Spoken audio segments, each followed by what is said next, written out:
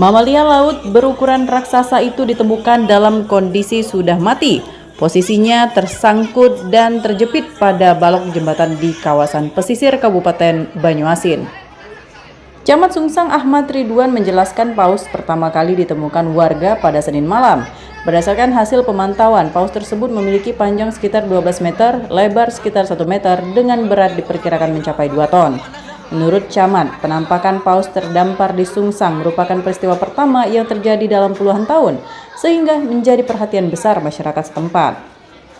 Penemuan paus ini langsung menyebar luas dan mengundang rasa penasaran masyarakat. Ratusan warga berdatangan ke lokasi untuk melihat langsung bangkai mamalia laut tersebut. Terdampar seekor paus, bobot kurang lebih 12 meter dan lebar sekitar 1 meter dengan berat badan sekitar 2 ton.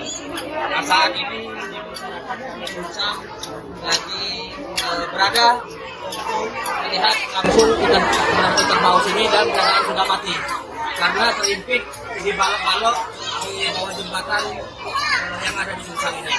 Hingga Selasa siang proses evakuasi bangkai paus masih berlangsung. Sementara itu penyebab pasti kematian paus masih menunggu pemeriksaan lebih lanjut oleh pihak berwenang.